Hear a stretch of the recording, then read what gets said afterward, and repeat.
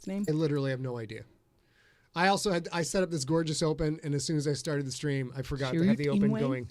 Chirut Inway? I'm just going to decide that. It's on now, but there's going to be this brief scene of me going like, oh my God, no. Hey, you guys. We have to hold tight while a couple people come joining the chat room.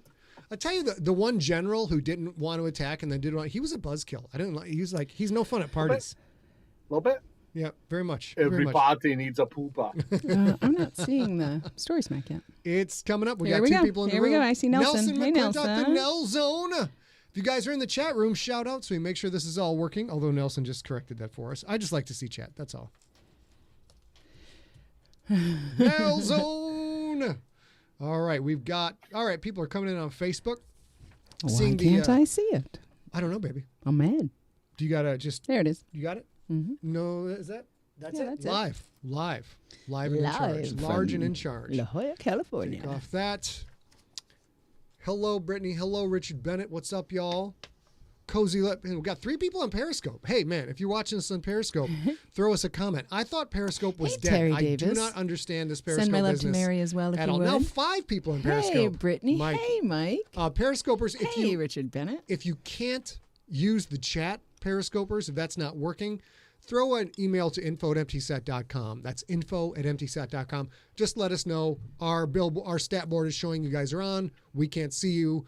We want to see if there's anything we can do to fix that. Although I thought Periscope was dead. Baby, you ready to go live? I am ready to go live. 3, 2, 1. Happy Saturday, everybody. How the hell are you? Hi, guys. This episode is brought to you by none other than His Majesty Darth Vader. It's all about the Empire, babies. It's all May the first be with y'all. We'll just keep doing that. May for the next- first? Well, I mean, it is May the 1st. May the first be with you. Yes. May me be the first to give you May 1st. Let's see. We're going to start the audio part of the podcast in a moment. But for now, ladies and gentlemen, we've got to bring in, since there's visual aids that will not translate well into the audio podcast, welcome, Mr. Rob Otto, Empty Set Media Robbie. Maven, Plaid Wing Commander. Yeah, I love it. There we go. Just So call good. me Darth Eater.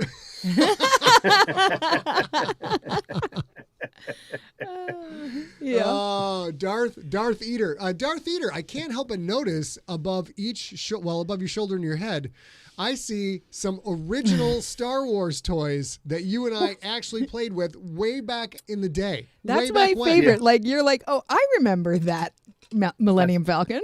I remember playing with that. Yeah. That would be why they are all beat to shit, is because we played with them all the time. They are definitely not mint in box, let me tell you. Open this up, get a little air. Robbie, are you able to take those down off the wall and show them off real quick? Sure. Or yeah?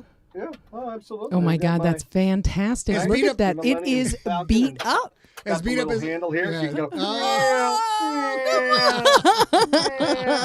Fun. This little guy, cockpit opens Oh, up. so good. Oh, look out. Oh, there's no Han in there, though. Sorry. Yeah.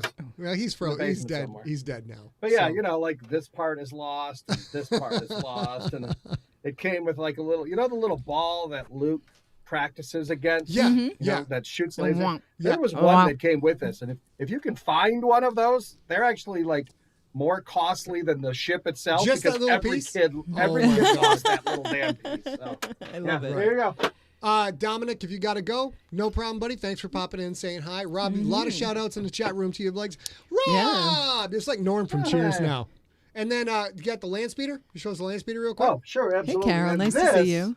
Now, you guys, the great Hey, thing about Dennis. this, these are not things he got off eBay. He has owned these since 1978 And or this so. is another Yep, about reason, that. you Yep. know, obviously Scott and Rob grew up together. They've known each other forever. I obviously only met Rob once I knew Scott. But I knew, like, this is another reason that I know we were supposed to be friends, because I am also of the mind that if you have something that you really, really wanted as a toy, take that out of the box and play with it, you guys. That's Hell my yeah. attitude. That's why we have this guy Now, right there. this land speeder was the battery operated one. Now, Okay. that Uh-oh. has since ended. That used to have like a rotary thing in it, and the batteries went there.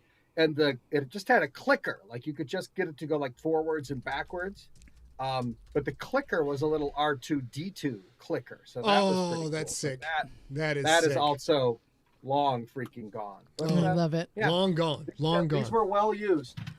Fabulous. It's the best kind. Well, love toys are the best kind. I have one visual aid to share, and then we're going to get into the podcast. Hold on. I'm just going to say, I don't have any Star Wars toys or anything, so. You should have put your hair in. You should have put cinnamon buns on your ears. Then you would have been all set. This is Vader. This is the Vader base, you guys. I have a name for all my bases. This, of course, look at the sheen. Look at the gloss. Look at the all black. It's Vader. Someday I hope to get his little chest decals painted on here, and then everybody will know. But when you're geeky enough to name your bases after movie characters and comic book characters, because I also have the Punisher. But I also kind of like that, particularly about Vader. I kind of like that there's the sort of the chest plate kind of going on in the more here. Yeah. You know what I mean? Yeah, maybe I could do it on the pickup guards. Yeah, That'd like be great. in there, That the would be little cool. like a row of red and a row of blue.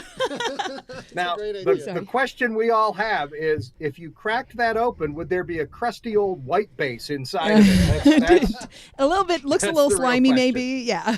Well, to be fair, there's a crusty old white guy holding it behind it. So okay. You make an excellent point. Ollie, it's All right. always so lovely when you can join us. I imagine it's Sunday for you, Sunday morning. There's nothing like talking about Rogue One on a Sunday morning, so let's get into it. John asked a question about where are we at here? John asked a question about the bass pickups. Those are stock Music Man bongo pickups. So here we go. We're going back to Should main we do baby. the audio intro? We're gonna do that. Let me start recording.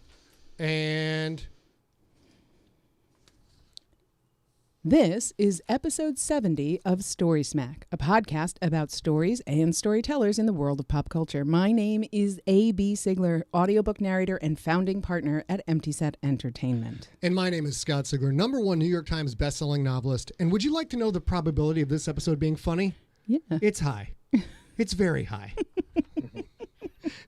And back That's the with us best I got today. and back with us again today is Empty Set movie maven Rob Otto. Rob, how are you? I am one with the Force, and the Force is with me. That's my all God. you need to know. Oh my God, and I know some of you are listening and not watching this. Rob has come. He's not messing around. He brought his Millennium Falcon. He bought original Millennium Falcon. He's dressed the part. I understand you might also be having a themed drink today.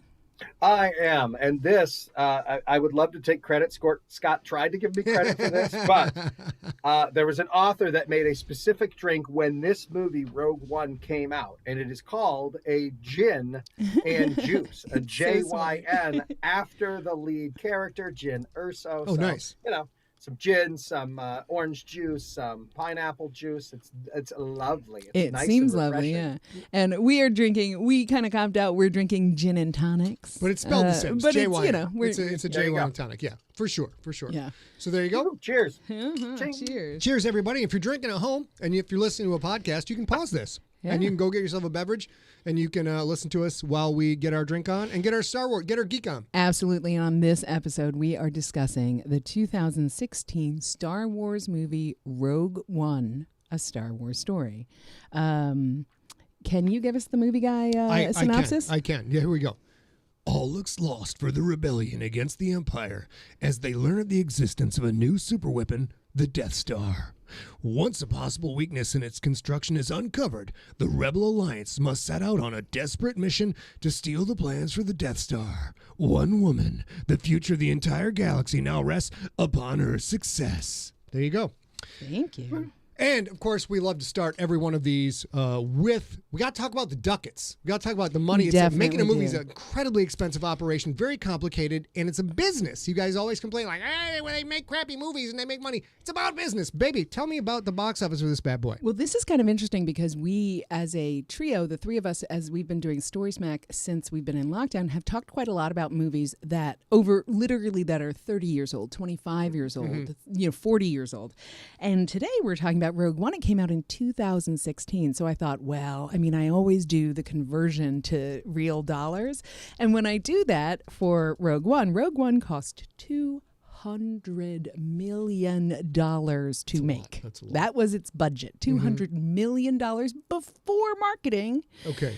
And that would be $22.4 million in today's dollars. That's less impressive than sometimes when I do the conversion. But here's the thing.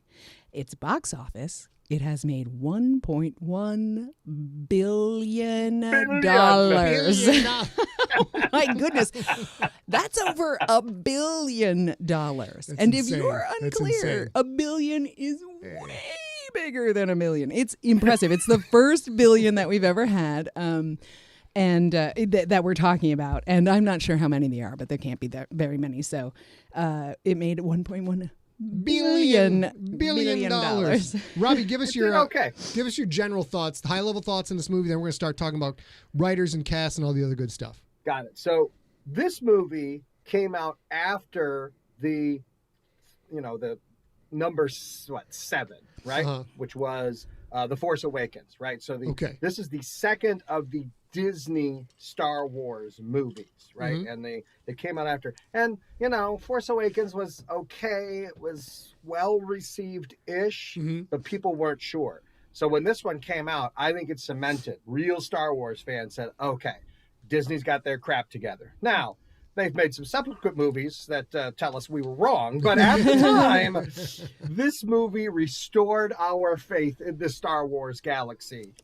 Yes. Yeah, I don't disagree. I think it's an interesting thing because anybody who's a Star Wars fan and a fan of Disney movies was like, wait a minute, what? How are we going to do this? And this was a good show. But one of the things that I love the most about this movie is we hear a lot about movies getting ruined because Hollywood makes movies by committee. Everybody has a say. The newest executive has a say, that sort of thing. And something that was beautiful and had a great, good, hard thing to tell ends up being sort of washed out. My favorite book before I met my husband was a book called A Winter's Tale. And it was made into a movie by Ang Lee. And I was so excited to go see it. And it was remarkably terrible. That's all I will say about it. It's one of my favorite books on earth, and I hate it. And it died by committee. That said, Rogue One might be the best made by committee movie ever because Kathleen Kennedy, who is the CEO of Lucasfilm, is still the CEO of Lucasfilm when Disney buys Lucasfilm, but she remains autonomous in a certain amount in certain ways. So part of Lucasfilm is Industrial Light and Magic, and we will get into this. But John Knoll, right? Knoll, yep. John Knoll, who has worked with Kathleen Kennedy for years at Industrial Light and Magic, looks at the treatment for the new thing, says, I have this great idea that's better. And she's like, cool, yes, run with it. Also, I'm going to give you this director because he just did a big monster movie, and I think he can, and she's been in the industry 30 years. So he says, all right, I'll work with it. I mean, I'm not saying, I don't know how that conversation went down, but he's like, sure, fine, Gareth, that works. And she's like, also, I need to rewrite. We're going to have more voices here. And it turns out to be, for me, the no question best Star Wars movie that has ever been made. Because it's internally consistent. We were talking about this last night. Yeah. It's also intrinsically consistent. It's internally consistent to the universe at Star Wars. Mm-hmm. And this movie is a perfect circle. And it starts where it ends. And it doesn't change except for the better. It doesn't sort of disrupt the timeline of Star Wars. So I love that. And there's so few movies in Hollywood that have been made well by committee. Let me tell you my thoughts on this movie, ladies and gentlemen. Here's my high-level thoughts on this this propaganda film. First of all, let's talk about these criminals. Let's talk about these goddamn criminals. Lord. Oh, Lord. I would like to point out that the first Death Star is depicted in various sources of having a crew of 265,675, as well as 52,276 gunners, 360,000 troops, 30,984 stormtroopers, 42,782 ship support staff, and 80,216 pilots and support crew. That means Jin, K2, and the rest of those thuggish criminals were responsible for the deaths of 1.18 million sentient beings and 400,000 droids. Wait, that does not count the 46,785 officers, crew, and stormtroopers on each Star Destroyer, 2 of which went down in Rogue One. Moment of silence for the Intimidator and the Persecutor. That's adding another 93,570 deaths, not even counting the ground troops, the personnel for the Shield Gate. That is 1,272,863 sentient beings that criminal Jyn Erso murdered, and 400,000 droids. Support the troops. Support the troops. Okay. There we go. I've said my piece. Yes, but they were all bad. All right, let's talk about the crew. And let's talk about the cast, all the good stuff. Let me get that switched over to our actors. Oh, that's a problem. Uh-oh. That's a bit of an issue. There it is. Oh, hey, hi. And Robbie, lead us off with Mr. John Knoll.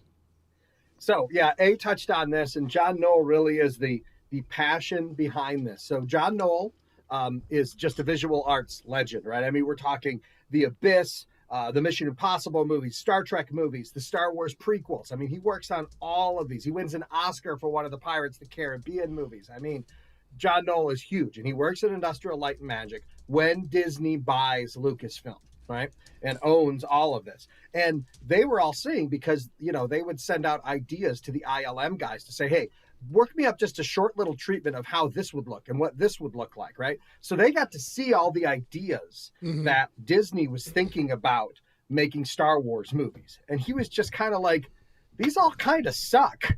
I mean, if I was making a movie, I would do this. I would essentially make a movie out of the crawl of the first Star Wars movie. I mean, think about it. It is a period of civil war, right? The rebel starships attacking from a hidden base have just won their first victory against the evil Galactic Empire. During the battle, rebel spies have managed to steal the secret drawings of the Empire's ultimate weapon, the Death Star. Okay. That's this movie. That's the original crawl of A New Hope back in 1977. And he just started talking about it with all the guys at ILM, and they're like, that's a good idea. Let me draw this up for you. Oh, it could look like this. And they just started kind of collaborating on this idea, eventually got it to a 30-minute pitch. And they're all like, John, you got to take this to Kathleen Kennedy. You've got to show her this. And she saw it, and she's like, that's it. That is the first non-trilogy movie we are going to make. And she put it into production immediately. That's a great decision. And John Knoll, of course, worked on all the effects and all that kind of stuff. But it was just the guys who were on the ground, you know, the stormtroopers, if you will, who rose up and came up with this idea. And that's where Rogue One came from. From people who were already intrinsically involved with Star Wars and already loved Star Wars. And that's why it's such a great movie. That's what you felt through every moment of this is all the Easter eggs, all the inside connections. You could tell when I saw Rogue One, I'm like, I don't know who the hell wrote this, but they live and breathe and die Star Wars. They've been in it forever. And you can tell, which also is apparent when you watch the other movies, like that's a different generation's take on the thing. But these guys kind of grew up with us and watched the same movies we did. Well, and not only that, many of these people who worked on Rogue One literally worked on your favorite movies. Yeah. Like they've been at Industrial Light and Magic forever. And so they know the universe super well because they've been working in it forever.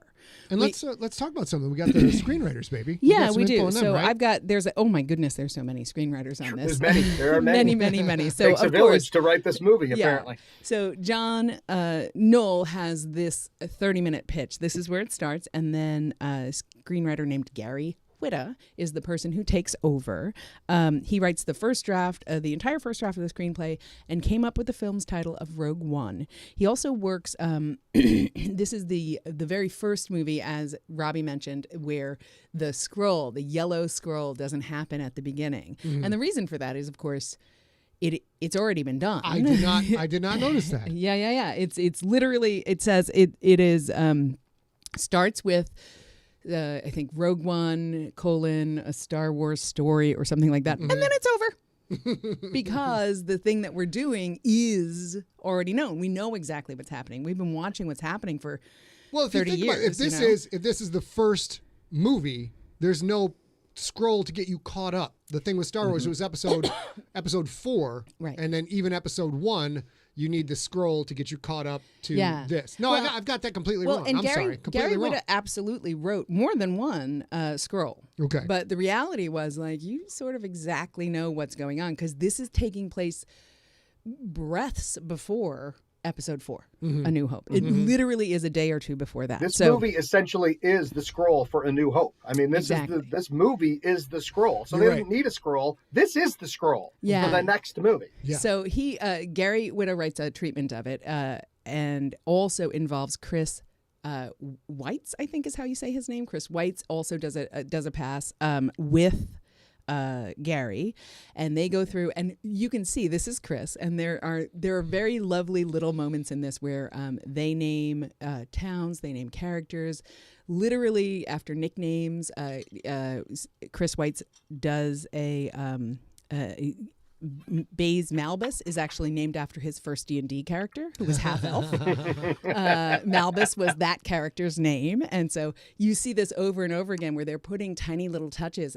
Chris Weitz lists A New Hope as his favorite movie and has his entire entrance into Hollywood, not just when he was working with Kathleen Kennedy and ILM. Like, it's always been a thing about him. So a lot of the times what you're seeing for Rogue One are people who adored this movie. Or this franchise. Thank you. Yeah. So Chris Weitz does a pass on Witta's final draft of the script and makes it so the main characters all die at the end. Chris Whitta had written, and we don't know. This is confirmed that it's true that Gary Whitta had left it with a wedding right at the end of Rogue One. Okay.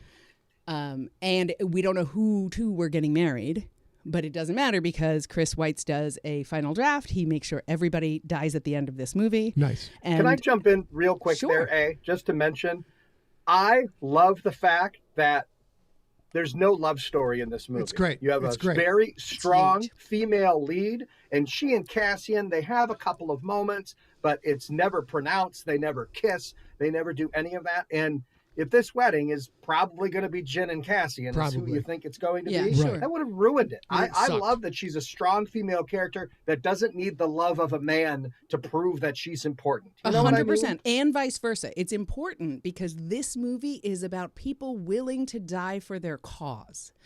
And there's no way they would have had to just jackboot that in there, like just shove in some kind of romance for anybody. Because all these people are like, well, I mean, I guess we knew this could always be a possibility. Am I willing to die for the right for other people to live? Now, there is the other side of that, well, if we're about to die, we might as well screw. I mean, there is that. I mean, that's what I would be doing. What my brain would go to. Well, we got a 3-hour flight we got some time. Yeah, for sure. Like, if I were in Rogue One, I'd for sure be an NPC, like in the background, just like a bunny, like doing it. We also thought about right at the end when Jyn and Cassian are sitting on the beach watching the shockwave come in. My first thought was like, that looks like it's about a minute and a half away. We might as well go for it. Let's knock it out right now and go out on top. I've finished in far less time than that. I'm just saying. Right? All right, bring out the dill droid. Okay, here we go. Oh, my goodness. This one's not a family show. Also, I guess I should have told you guys, spoilers. Spoilers. For Star Wars. All right, so, let's actually, move on. no spoiler. Hang on. There is no dill droid. That is not a spoiler. So after it's all said and done, and Chris Weitz, who, by the way, was born on the exact same day as both of you gentlemen. I did not know that. Yeah, I was born on exactly the same day as you guys. After that's all done, established filmmaker Tony Gilroy is brought in to oversee the reshoots and reworks and rewriting of some of the scenes. Tony's work in reshaping the film through the editing process created new scenes, and it meant he earned a script writing credit. Here's the interesting thing. So much was changed after Gilroy started rewrites that everything in the trailer, the original trailer, doesn't show up in like the movie. the TIE fighter looking down Jyn, doesn't stuff make like it that. into the final theatrical cut. Yeah, them running on the beach, that never happens. Yeah. Right. They essentially rewrote the whole third act, and then thank goodness, because that third act is freaking phenomenal, right? It's the so end good. of this movie is so well done. So much fighting. Yeah. And then we move on to director Gareth Edwards, who, that's Tony Masagiro. There's Gareth Edwards right there. Hey, Tony. He did a lot of stuff to try and get that 70s gestalt back. He asked the extras to grow out their sideburns and mustaches to fit the 70s aesthetic. He was also instructed the department to use only elements that would have been available in 1977 to get the movie look contemporary to Star Wars. Flight control animations, for example, had to be kept as simple as possible, resisting the urge to make them too flashy. And let's point this out. We got to see this. Oh, yeah, got to see that several times, and it was great. It was great. And they did not do that in the prequels, right? It was Yeah. jarring to go from the end of the prequel where Right. all of a sudden they throw in Captain Antilles' ship and everything looks basic compared to everything we've seen for 3 movies. They should have done what Gareth Edwards Kept did. it And that's why this consistent. movie also works, because it fits in where it's supposed to fit in. And this is an interesting thing, because if you think about it sort of in an isolated way, the movie has absolutely nothing to do with 1976. Nothing at all, obviously. Mm-hmm. We know this. Yet, what Rob just said is totally true. What we notice is the absence of that thought in the prequel movies. And it's, we do a lot of book design. And book design is such a beautiful art, because the only way you recognize it is when you see bad book design. You never notice when it's right. And it's the same thing that happened here. You don't quite notice that they all had sideburns, Right. that the It's CGI very is subtle. a little back, Very subtle. sort of held back and stuff. And it really, I agree with you, Rob, it changed everything. It made you able to just watch and embrace it and not compare and contrast. And that was a big decision. He didn't want it to be too flashy. He didn't want to overshadow the movie this directly leads into and have the super high tech, and then you go watch A New Hope and it's super low tech. It would be jarring.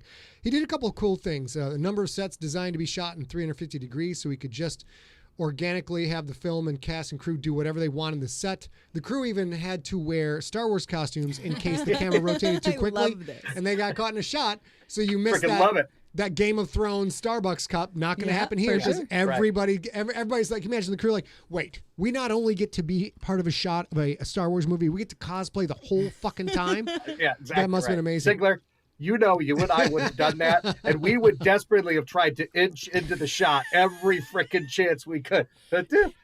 Oh, You would have been like, did you guys, I was supposed to report here with this. Does anybody need this? And one other super cool thing, which I didn't know watching until I got notes from Robbie, Gareth Edwards and his creative team discovered some old film canisters while rummaging around the Lucasfilm warehouses. It was unused original Star Wars footage. The discovery led to the inclusion of unused Episode 4 material and featuring Red Leader and Gold Leader in the movie. And Rob likes that because Rob is Plaid Leader. That's right. Well, Yeah, that's exactly correct. Glad. so we're actually going to move on to the cast. Yep. The cast, of course, starts with, this is Felicity Jones, who plays Jyn.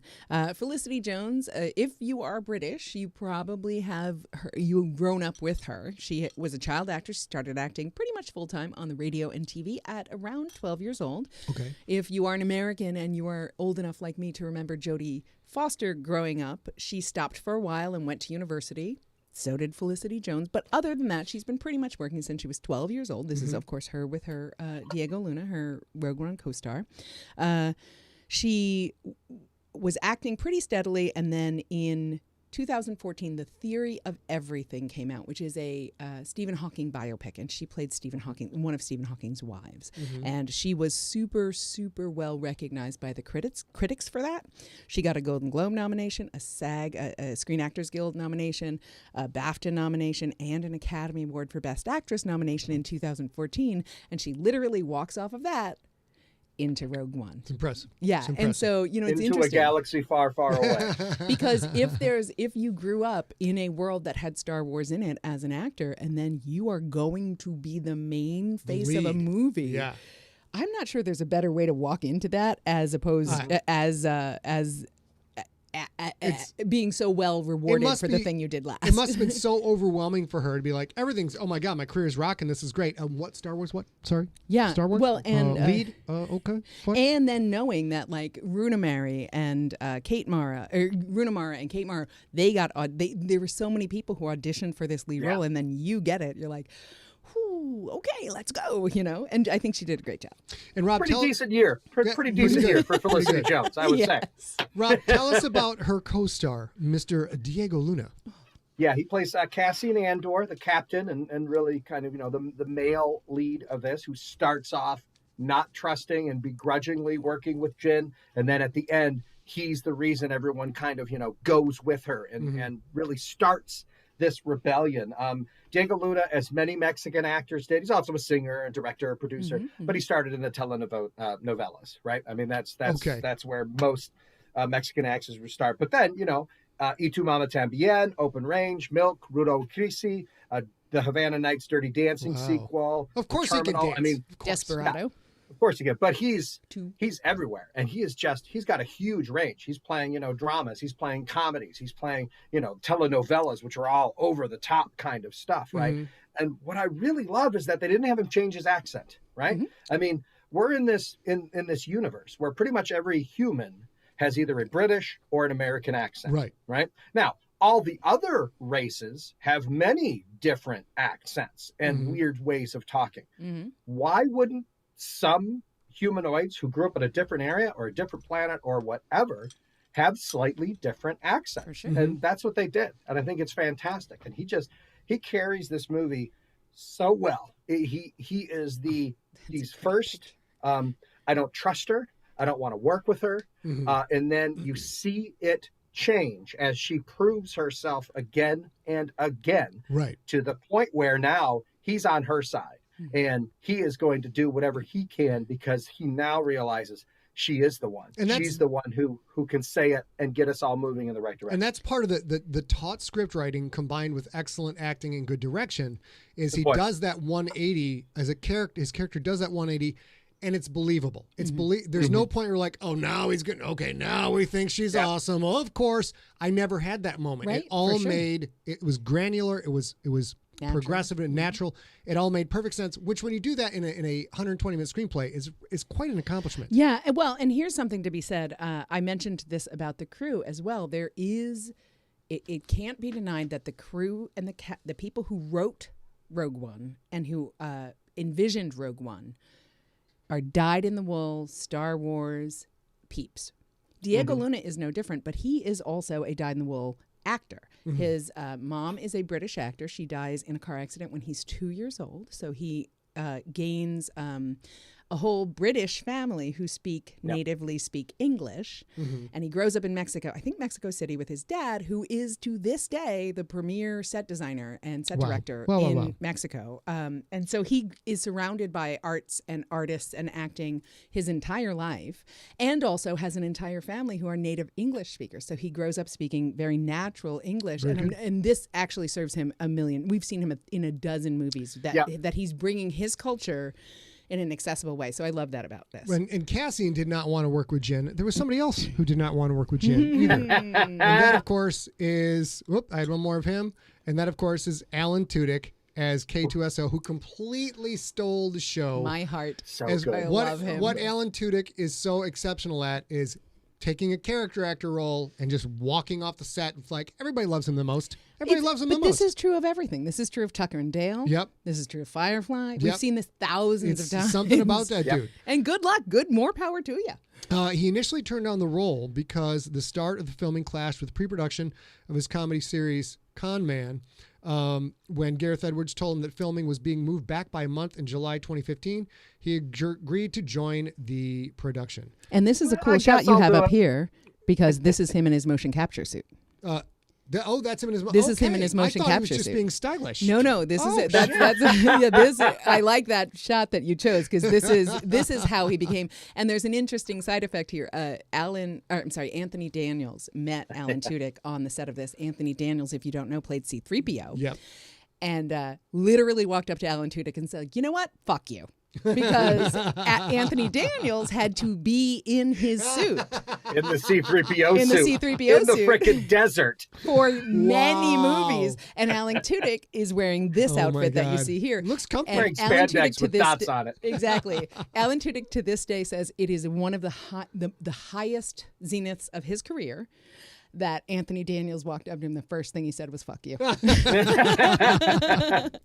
And of course, KS2O gets to deliver the line, "I got a bad feeling about this," but he gets cut off before the end of the famous quote. And this marked the 10th time that the line has been uttered in a Star Wars movie. I don't know why everybody has a bad feeling. Things work out pretty darn good. Almost. Well, not in this one. I was going to... wait a minute. Not in this one. No, but they never go to plan. You're going to have a bad feeling because we're going to have to frickin' improvise half of this. So, yeah. And of course... You're right. K2SO has all the best all the great lines. He is. If there's a good line, other than like "I am the Force and the Force is with me," right? Other than that, every other memorable line from this movie comes out of that droid, and it is fantastic. He literally there's a couple of moments of comic relief, only a couple.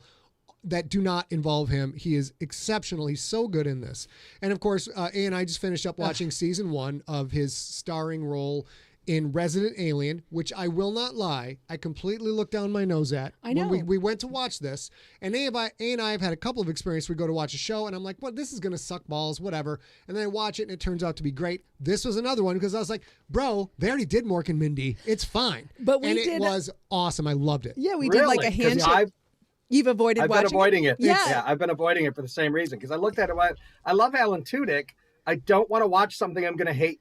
Right, Because you I don't want like hate a him. bad He's so good. He's so good Starman in it. Yeah. remake. You don't want any of Really? that. So we Yeah. made an agreement. Literally, Interesting. actually shook hands like the Little Rascals. You know, The Rascals. we're gonna watch one, and then if it sucks, you don't have to watch anymore. And then we watched the whole thing. It was great. I will tell you that he's fantastic in it. The special effects are really good, which was surprising.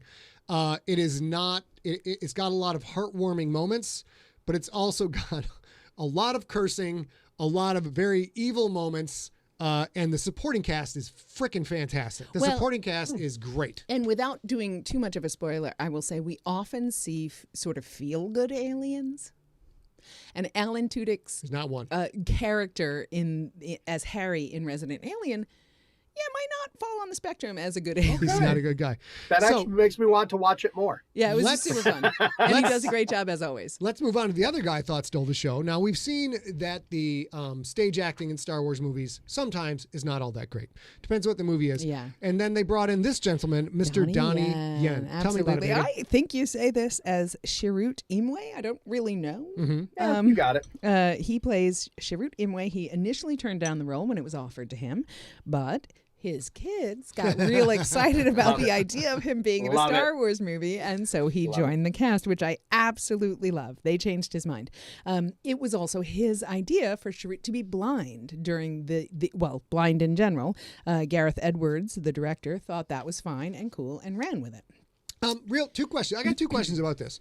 Number one, blind like Daredevil's blind. It doesn't impact him whatsoever. No problem at all. So it's a little confusing. Number two, was this guy a Jedi who had put down the lightsaber or not? Was he not a Jedi? I was very confused by that. Rob, do you have any theories on that? No, he is not a Jedi. Yeah, I don't think He he's is a just Jedi. someone that, and possibly because of his blindness, is so in tune with the Force that That's he what can I feel the things around him. But Okay. he never talks about training. He never talks about honing the skill. It just kind of comes naturally to him. So I suppose had the Jedi, remember, this is a chunk of time when the Jedi aren't around. They aren't training new people. They've been dead and gone for years. Okay. So had they caught him as a child, they likely would have realized how in touch with the Force he is, okay. and so would have trained him. Okay. But there really are no Jedi at this time. Right. So no, he's not a Jedi. Interesting side note, Jyn Erso's mother, who we see in the opening scene, original script, she was a hidden Jedi and fought the stormtroopers. But they took that out because they wanted this to be more about normal people. So this is really the first Star Wars movie that doesn't have a Jedi at its core, which I think is good. Yeah, which is cool. or almost a Jedi at all until the very At last all, yeah, moments, pretty much. really. Yeah, and what's interesting about this is I think you said the thing I think, that just like Daredevil grows up intentionally learning sort of echolocation in the framework that he has, I think that Donnie's character does the same thing. He just doesn't know the thing that he's echolocating off is the Force. Okay. That Like makes he sense. doesn't know that that's what he's doing. He just knows he's doing the right thing, It's exceptional. which is exactly It's how great. the Force works. So Speaking of which, I want to throw this in now while you're talking about Donnie's, because there's this great scene. I wrote it in the notes later. When they all get captured and have hoods put over them, all the other actors stumble at some point because they have hoods over their head. He just walks normally. it's perfect. It's so He good. never stumbles. He never bumps into anything, nothing. Because he's kind of used. Like, why are you putting a hood over my head?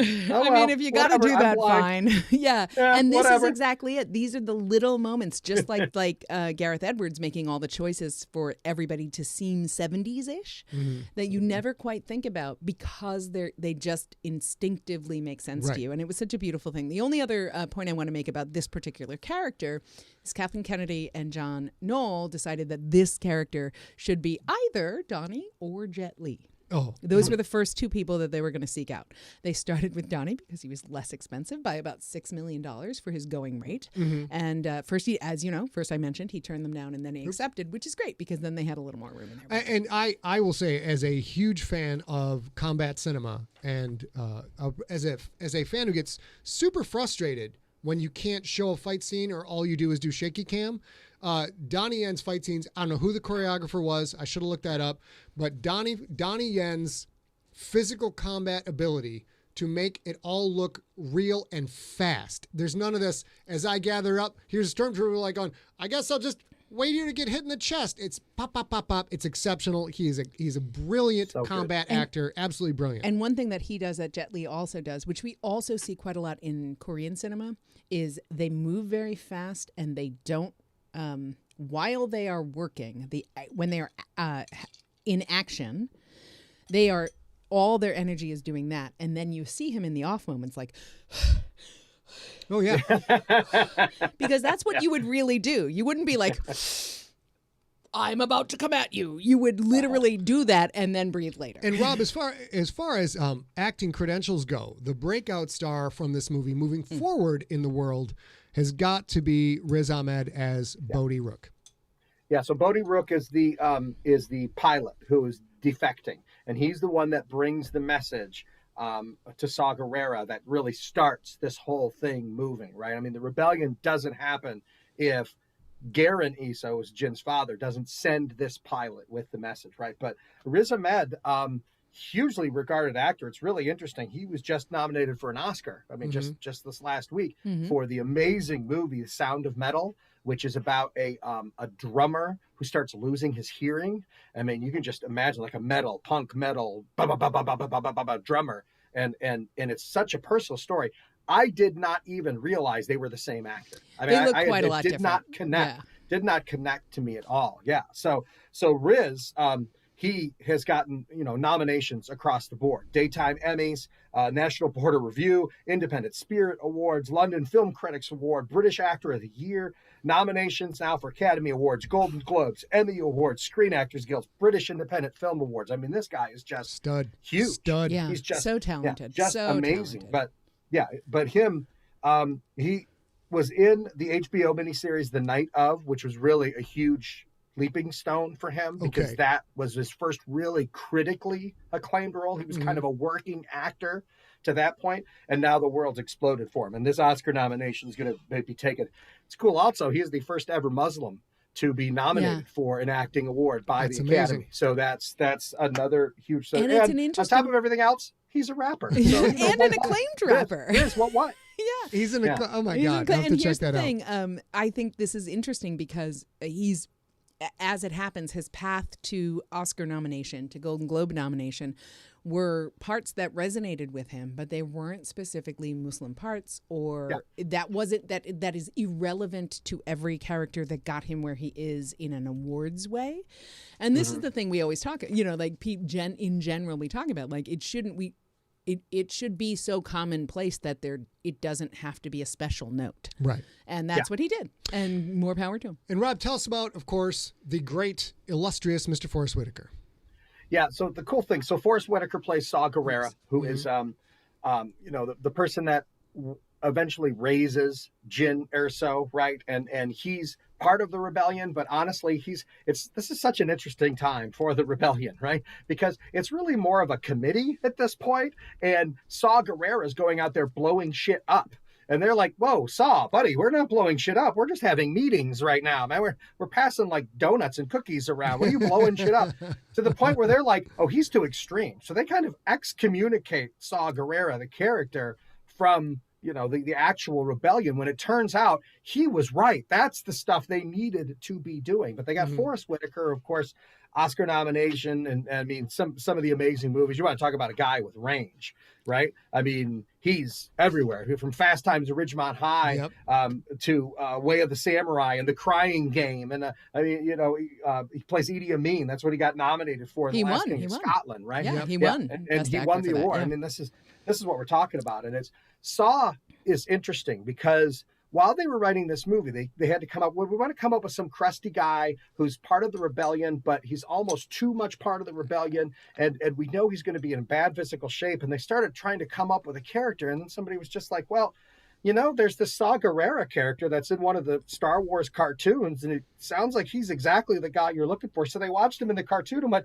holy shit, they already created this guy. So he's like the first character they brought from the Star Wars cartoons, which are all canon, and brought him into the live action world, which is freaking fantastic. And Forrest Whitaker, it's a small role in here. It's obviously pivotal, but he's really the first recognizable face you see early in this movie. And it just brings some gravitas with it. And he played this one so well. I love this quote about him loving to play Saw. So this is a direct quote. He's a character who's fighting against oppression and those dark forces that were trying to harm humanity, yet decided to take on some of their practices in order to be able to win because he thought the final result was more important. So for him, the ends justified the means. And we hear Cassian later in his speech at the end when he's talking about all of us have done stuff for this rebellion. And now to hear these, you know, essentially politicians say it wasn't worth it and we're all going to stand down, screw that, Jin. We're with you. Right. We have to know there was a reason why we were really bad people and that the end result is it. That's how the rebellion gets started. So, and it kind of starts, Saw Gerrera shows them the way to do that. Yeah, and I love that Forrest Whitaker took this part. There are several people who've done this, of course, because he wants to be part of the Star Wars universe, but he has to do it in a way that that feels authentic to him, because that's how he chooses all of his parts. And I will just say, before I continue on to questions, I will say, if you haven't seen Ghost Dog, The Way of the Samurai, get it. We'll check that out. Yeah. So there are, moving on, there are a couple of famous faces who are probably not worth being called out entirely because of the size of their part. James Earl Jones is on the screen right now being one of them. Can you talk about a couple? There's two at least that we need to kind of recognize. At least maybe three. Well, you know, yeah, James shows up. You've got Darth Vader near the end, just a couple minutes of screen time, but who else are you going to have voice Darth Vader? You can't. Right? It's illegal. It's illegal. It's fantastic. Illegal. I mean, honestly, you wonder, and I hope this is a long time coming, but what a thing. Yes, that's right. The Force is strong with this one. At some point, Darth Vader has to stop being used because James Earl Jones won't be available anymore. Sure. It's true. Know what I mean? And I don't want someone else doing his voice. So yeah, James Earl Jones comes in. And then the other one is Anthony Daniels. Right? It was such a hero. We already spoke about. Yeah. So now this is cool because we have, you know, the short scene with R2-D2 and C-3PO at the end of this movie. Anthony Daniels is the only actor who has an appearance in every single Star Wars live action movie. All right. So you have to count his voice work in Phantom Menace, right? Because that was all CGI when they're first building C-3PO. And he's not C-3PO in the Solo movie, which everyone should ignore, by the way, but he plays another character. They let him play another small character so he could still be in that movie. But yeah, he is in every single live action Star Wars movie, which is freaking cool. And the only human, the only actor who's done that. Oh, the only one. Absolutely. The only one. Yeah. And I wonder if is C-3PO the only character who's in R2-D2 who's in all the movies? I don't know. I'm not sure R2 is in all the movies. I don't think they're in all. Yeah. But Rob, you spoke about Saw Gerrera, and there's a couple other throwbacks to the old movies, especially the first movie. Tell us about that. Well, so are you talking about the? Well, we got Wedge. Well, I want to talk about a couple of. A couple of the amazing thing. The two guys that Luke and Obi-Wan get into a fight with in the cantina are just have a quick moment that I lost my shit when I saw the Rogue One. I'm not gonna lie to you. I'm like, oh, this is a good movie. This is a good movie. I'm like, those are the two dudes from the cantina. Those are the two guys. Those are the two guys. That's the walrus-headed guy. That's him. It's friggin' awesome. Because this is the one moment in the whole movie where you, as a not 11-year-old in the theater in 1977, you get pulled out in the best way and go, oh, wait a minute. This is literally the day before A New Hope. Yeah, it's or like really 6 early hours before A New before. Hope starts. Yeah. And this is the way that tethers you to that moment, I think. Yeah. And so you mentioned Wedge Antilles. So he is by the way, Wedge Antilles is almost the most important character in the original trilogy. Okay. I mean, he survives every battle. He's actually the one that takes the shot, not Lando Calrissian in the Millennium Falcon. Wedge takes the shot that blows up the second Death Star. Is that right? I'm just saying, he's in. Yes, he's very important. But we get Wedge Antilles. We hear his voice. He's like the PA announcer at one of the Rebel bases, so we hear his voice. So he even gets a bit of a throw out in this one. And Warwick Davis, he played the Ewok Wicket, right? In the in Return of the Jedi. He's Latif Sayubi. He's one of Saw Gerrera's militiamen. Mm-hmm. But he has done that before as well. He was somebody in Jabba the Hutt's court. I mean, he has played a lot of different small characters in the different movies. So it's cool that they gave him a part and they also let him be in this one. That's there's just like things fold over each other in the Star Wars universe, and the actors are geeky about these movies like we are, like you said, right? They want to be in these movies, and there's a reason why. Yeah, I bet a lot of people would just absolutely do it for free. They'd be like, look, if I can just be in a Star Wars movie, that'd be fine. I would like to point out, now we're going to move on to general notes. We've got a few minutes left, 10, 15 minutes left.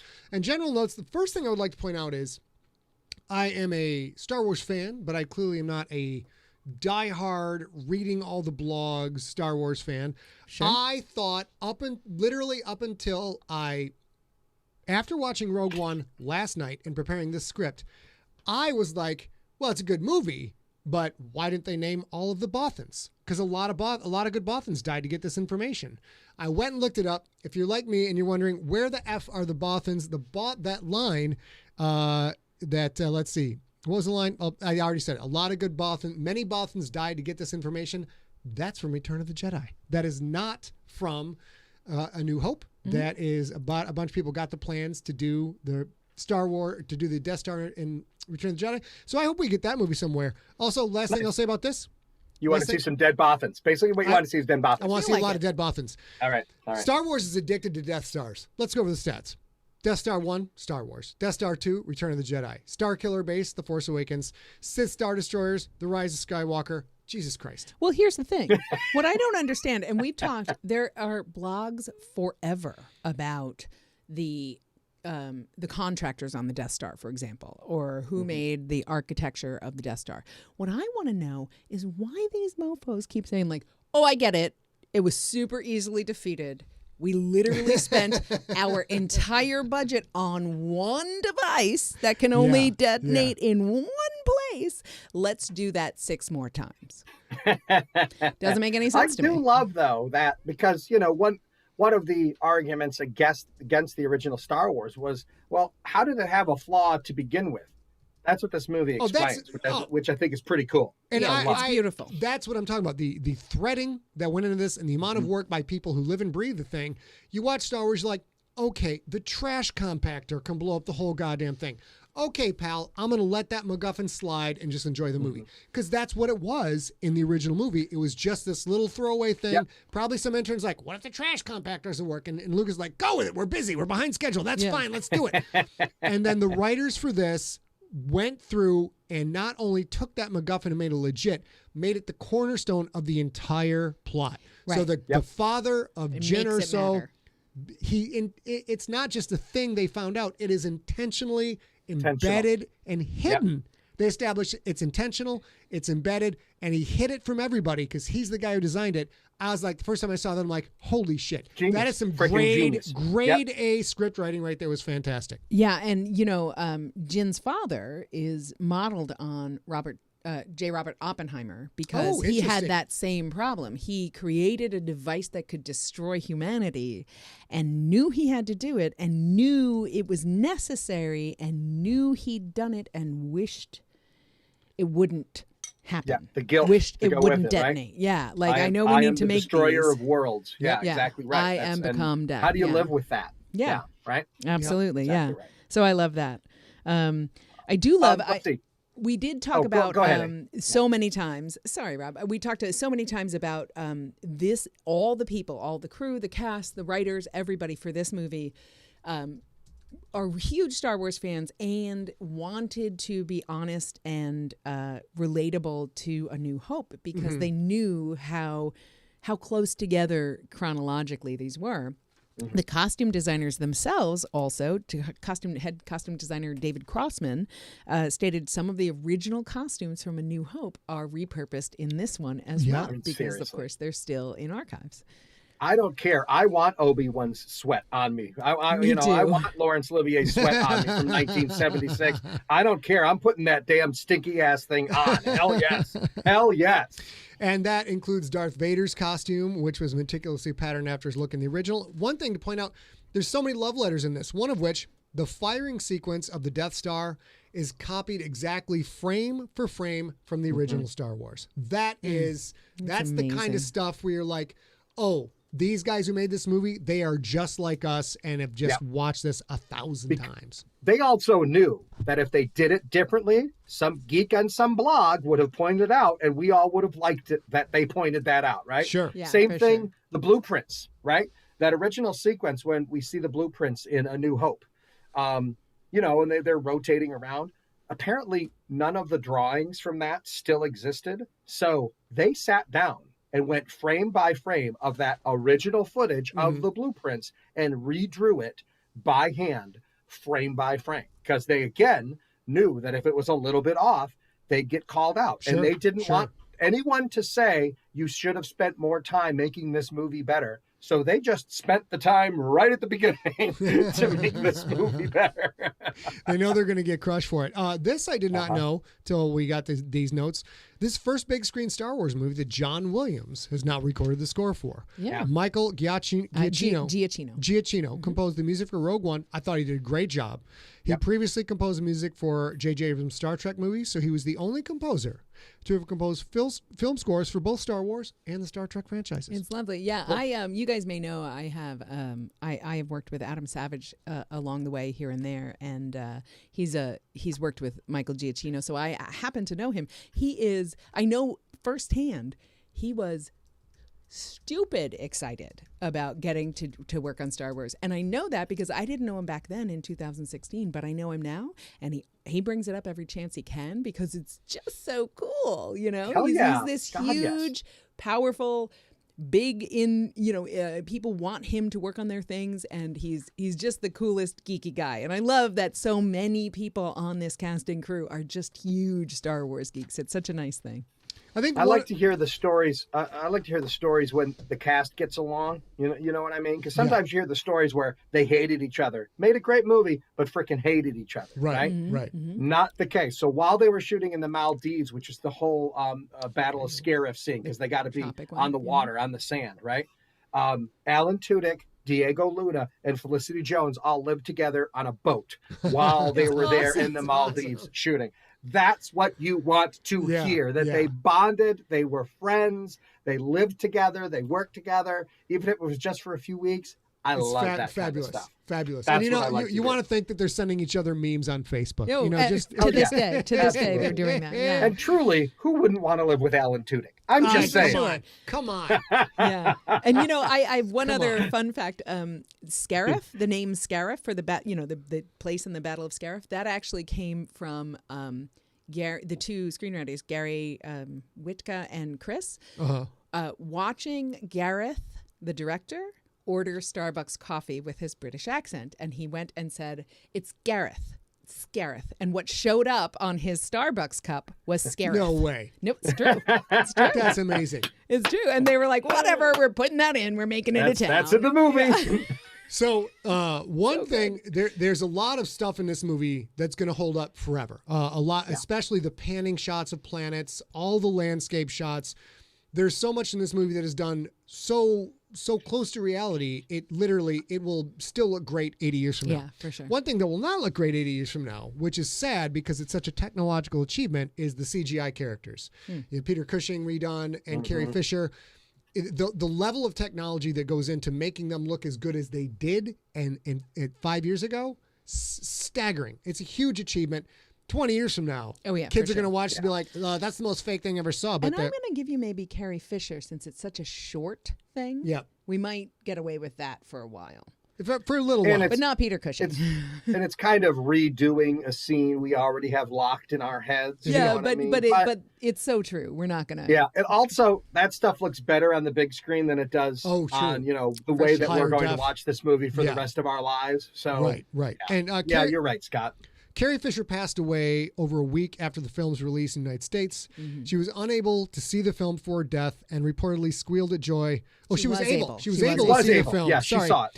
And she squealed at joy at seeing the younger version of herself as Princess Leia at the end of the movie. That's got to be a trip. Like you are way up there in years. You're like, I ain't got many days left. But back in the day, I was really something. And then you're up on the screen, you're like, oh snap, that's me. That's me. I'm good. Look how high my boobs are. I always, in my head, I think she looks at that one scene, which is so beautifully placed in the movie because she has one line, one word.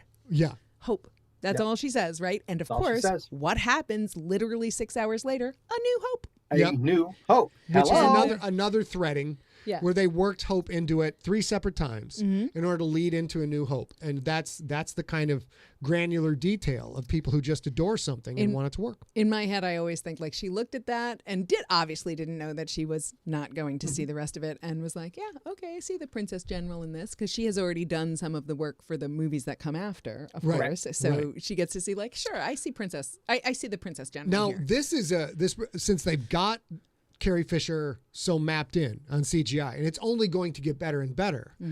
She still has plot threads to resolve in future movies. They had a chance to kill off her character and do it right, and they chose to have her do force magic in space and come back to the ship. I want to reach to the screen and punch you just for even bringing that up. But okay, sorry. But now we have to wonder, how close are we to moving a step beyond the uncanny valley and being able to see CGI Carrie Fisher do small bits in the future Star Wars movies, and how close are we to not even needing friggin' actors anymore for the most part? You know, I find that we deal a lot with that with narration and books, and we're not there yet. We're not there yet. We have optical character recognition. We have mapping of an electronic voice, and it still sounds a little like this when that happens. So I think we're not super close, but I don't disagree that we're maybe not even a decade away. Grand Moff Tarkin is okay-ish. Yeah, it's okay. You know what I mean? But the voice isn't right, and the face looks like plastic. So you're right. I mean, there's still, but a few more generations where they can make the skin look real and they get the voice modulation down. Yeah, we're probably closer now than we ever have been. After watching Rogue One, which is 5 years old, I think we're within 10 years away from where they'll be able to put up a character and you'll be able to tell the difference, but not so much that it will take you out of the story. And you're seeing this a lot in video games now. The ability to portray real life movement in video games and real life facial expressions has come so far. And now we're on the precipice of being able to bring back old characters that haven't actually died in the continuity and having them do smaller parts in the movies. And we mentioned Darth Vader's voice, and since that is already electronically modulated, it'll probably be a lot easier for them to just recreate, a computer saying his lines in his voice. And because it's supposed to sound kind of robotic, it might work. We already have that with, I don't know if you guys have ever listened to some of the deep fake audio, where you can just upload a script and hear it said in the tone, cadence, and volume of Donald Trump, Barack Obama, etc. It is friggin' indiscernible. So as far as they've got James Earl Jones, they're totally covered. Vader's going to be with us for all eternity, and it'll be James Earl Jones' voice. It'll sound like him. They're probably already doing work.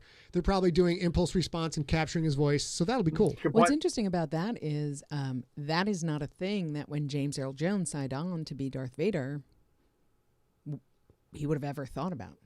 So there's a legality there. I'm interested to see how that works That's too. A good we point. can take That's you a really and good make point. you live forever and, credit your estate. Well, or whatever. I think pretty sure with all the merchandising and everything else, especially after the first 3 movies, the Star Wars Lucasfilm was smart enough to make sure nobody gets royalties for any adaptations, merchandising, things of that nature. And Disney does it. Disney, if you sign that contract, Disney, they get to use your face, likeness, name, voice, anything they want in perpetuity. in any medium, and you will never get paid for it. That is how Disney works. Except you signed on to do a specific script or a specific character. Mm-hmm. So you own the choices you made.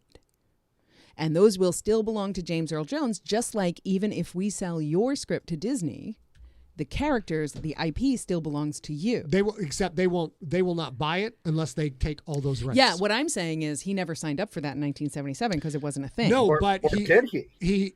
He has. I can bet he has for all of the following movies. He might be a legacy. Probably. Right, where he'd be like, here, James, sign this. Like, oh no, I don't think I will. And and they're like, God now, damn wait it, a minute. we got to put him in anyways. Yeah. Wait a minute. I guarantee when he had to do 45 minutes of voice work back in 1975. I guarantee he wasn't thinking, well, I better cover my ass here because in 40 years I'm going to be doing the same damn thing over again. I got a feeling that didn't come across James Earl Jones's mind. Nelson McClintock in the chat, somebody asked, was it really 6 hours before? Was this 6 hours before A New Hope? And Nelson says this takes place just for A New Hope and leads up to the 10 minutes before that classic film begins. There's no specified number of how long there is between the movies. And which, when you make these things, you don't want to do that. You want to leave that a little amorphous. Right, and that's actually an anonymous quote from the Hollywood Reporter. Okay. Yeah, like they're saying, like, we can't say just what you said. We can't say this, but it's essentially the closest you can get to being a prequel. The last thing I'll say about this is stuff like that amorphous, how long between, which characters are where. This is stuff that Hollywood and Disney wants to intentionally obfuscate, because I learned this writing for the Aliens franchise. I wrote a short story for Aliens that was called Dangerous Prey, and in it I talked to entomology PhDs and biology PhDs and combat veterans, and basically explained everything you saw in Alien and Aliens as far as alien communication. What's the reason for the long head? All this stuff, I defined all of it. In this universe, in this universe with science, real physics, because Aliens is our universe just extrapolated out. And they came back and like, no, we're not, you can't explain all this. I'm like, why not? Everybody wants to know how this works. Here it is. Like, if you explain it, there's no longer a sense of mystery. What's more important, now we have to map everything to that thing that you wrote. That is canon. And we can't do new stuff without doing all this problem. So we would rather leave that as a gray area. And it was only after I was on the business side of it, I'm like, okay, now I get it. That makes sense. I get it. I know we have to wrap up. We're past an hour, but I do want to say Rob brought up what I think is the most important sort of artifact trivia piece of Rogue One is that George Lucas watched it and loved it. Oh, and that's that great. matters That's so much to wonderful. me. That means a whole lot to me. That's really cool. If you're the producer, you're the writer, you're the director, you get that stamp. You just went, from 6 p.m. to midnight. I mean, that's Absolutely. a sploosh. That is a straight really sploosh. excited about what just happened. I don't even know if you need to go to midnight. That's just it's a 6 p.m. sploosh. Done. Done. Yeah. So thank you guys so much for joining us. This it has been such a fun cast. So much good. So much. And we're definitely we're going to talk about movies that we don't have 30 years worth of love for sometime soon anyway. So we are actually going to be back on May 1st with one of those. We're going to watch May 15th. I'm sorry, May 15th. Sorry about that. We're going to be watching John Wick, the original John Wick, because John Wick 4 comes out on 5/20. Talk about another franchise where they actually put time into fight choreography, practicing, rehearsing, and doing fast-paced fight scenes where everything is logical from one side to the other. I think John Wick is responsible for saving us from shaky cam, solely responsible for saving us from crappy shaky cam fight scenes. So I adore it, and I'm looking forward to that. Rob, you looking forward to that one? Well, listen, people keep asking me if I'm back. And up till now, I haven't really had an answer. But now, I'm thinking I'll be back for that one. I love you so much. That's awesome. Well, thank you so much for joining us. We will see you back here on the 15th. May the force be with you. All right, buddy. Later. Love you. Listen, you guys, if you're still listening and you're watching live, A reminder that tonight, starting at 4 p.m., 2 hours from now, there is a Junkie Happy Hour. If you go to the Sigler Junkies, you can find the link in Sigler Junkies. If somebody has it and they want to drop it in this chat now, if you're listening to the podcast, that is obviously over. So that is it for episode 70 of StorySmack. You can always find Scott and I online. Scott is at Scott Sigler on Twitter and on Instagram, and he is facebook.com/Scott Sigler on Facebook. He's at twitch.tv/Scott Sigler and youtube.com/Scott Sigler. I am at @arealgirl on Twitter and at @real.girl on Instagram. And you can find us online at facebook.com/StorySmack. We live stream StorySmack every other Saturday at facebook.com/Scott Sigler, twitch.tv/Scott Sigler, and youtube.com/Scott Sigler. So if you're listening in the podcast feed and you want to join the fun and see Rob and all of his lovely toys, you can just go watch us live at any of those every other Saturday. And of course, in addition to StorySmack, which we do every other Saturday, every single Wednesday during the pandemic, we do something called Sigler in Place. It is just live TV for an hour right where you're watching this now. Come join us at 6 p.m. on Wednesday, 6 p.m. Pacific time on Wednesday, and, hang out with us for an hour and have some fun. And we release an unabridged episode of a serialized podcast novel every week. You can get episodes for free every Sunday via iTunes, Spotify, iHeartRadio, and more. Just go to scottsigler.com/subscribe for the links. And we hope that you do subscribe so that you can hear Scott's books and more StorySmack and more Sigler in Place goodness every week. And until next episode, may those god-darn force criminals, terrorists be brought to justice. And we will talk to you all real soon. Oops, wait, talk to you all real soon.